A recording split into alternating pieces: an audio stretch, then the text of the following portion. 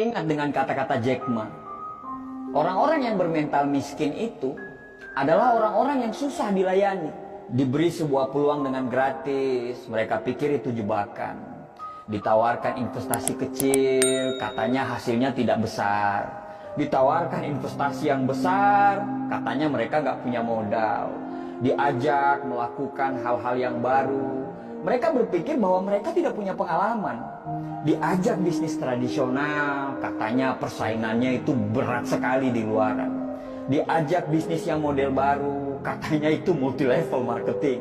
Diajak buka toko, katanya ngeluh gak bebas. Diajak bisnis apa aja, mereka bilang mereka gak punya keahlian. Jadi orang-orang bermental miskin ini selalu berpikir lebih banyak daripada profesor, tapi bertindak lebih sedikit dari orang buta. Dan coba Anda tanyakan kepada mereka, apa yang sudah mereka lakukan terhadap hidup mereka? Niscaya mereka akan susah untuk menjawab apa yang Anda tanyakan. Padahal hidup itu berjalan terus. Dan tanpa mereka sadari, mereka itu lagi menyia-nyiakan hidup yang hanya sementara di dunia ini. Apa yang terjadi dengan kita sekarang? Karena tindakan dan pemikiran kita di masa yang lalu, di tahun-tahun lalu. Kalau sekarang kita hidupnya biasa-biasa saja, tidak ada perkembangan dan cenderung hidup kita itu malah menurun, bisa dipastikan tahun-tahun yang lalu itu kita nggak ngapa-ngapain sama sekali. Nah, kalau kita nggak ngapa-ngapain, terus kita pertahankan nggak ngapa-ngapain kita itu sekarang, bisa dipastikan masa depan kita atau tahun-tahun yang akan datang kita akan sama aja seperti sekarang. Selalu ada kesamaan apa yang dilakukan oleh orang-orang gagal dan bermental miskin ini. Kesamaan itu adalah sepanjang hidup mereka hanya menunggu dan menunggu. Andai saya punya uang, saya akan bla bla bla. Andai saya jadi pimpinan, saya akan ini, saya akan itu. Andai kata, jikalau, meskipun, dan akan tetapi, selalu jadi kata-kata manis yang secara tindakan itu omong kosong. Ada sebuah konsep yang bagus untuk kita bisa jadikan pegangan. Kalau kita mau hidup kita sulit ke depannya, maka sekarang ambillah pilihan-pilihan yang gampang. Nonton Netflix berseri-seri, scroll TikTok berjam-jam, nongkrong dengan teman-teman, bangun kapanpun kita mau, dan lakukan apapun yang kamu suka. Itu adalah tindakan yang sangat gampang. Tapi konsekuensinya adalah masa depan yang sulit. Atau kita mau mengambil pilihan yang kedua, yaitu kalau mau kehidupan ke depan kita gampang, maka sekarang kamu harus mengambil pilihan-pilihan yang sulit.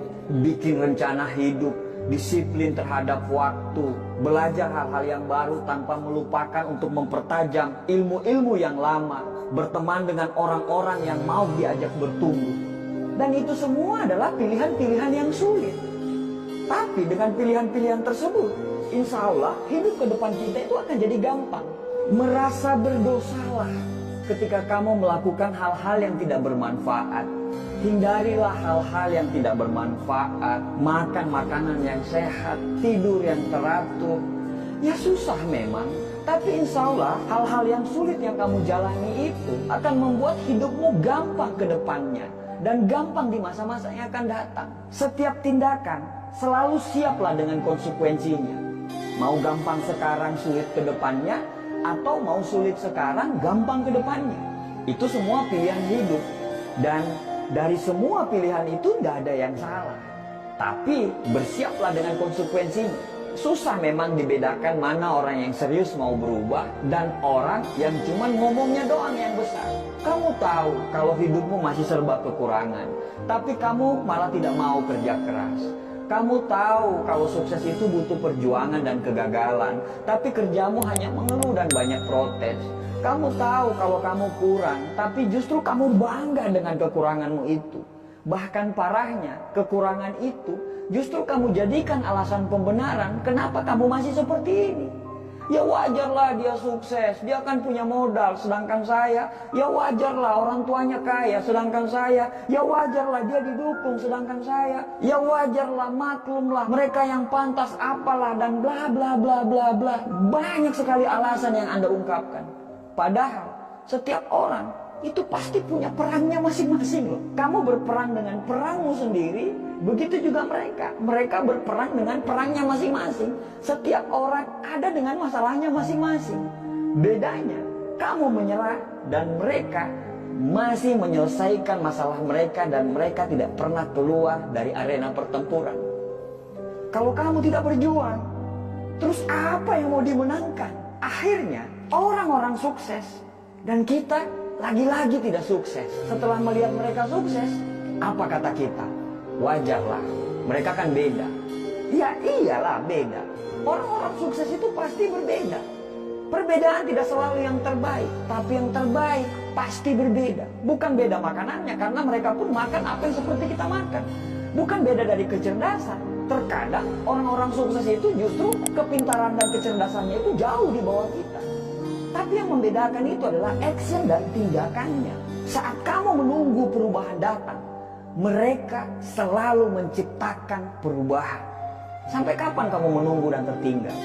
Lebih baik gagal karena melakukan sesuatu daripada sukses tapi tidak melakukan apa-apa dalam hidup. Manusia itu bisa berubah karena Tuhan menciptakan kita, selalu ada maksud dari penciptaan tersebut. Tidak ada yang bisa merubah diri kita kecuali diri kita sendiri yang mau berubah. Berdoa lebih banyak, bangun lebih pagi, belajar lebih giat lagi, cari lingkungan pertemanan yang memang betul-betul membuat kita bertumbuh. Selalu positif tiap hari dan jangan banyak mengeluh. Pelajari semua pola-pola kenapa orang bisa sukses. Karena sukses itu berpola, gagal pun berpola. Ya terserah kamu mau ngomong apa.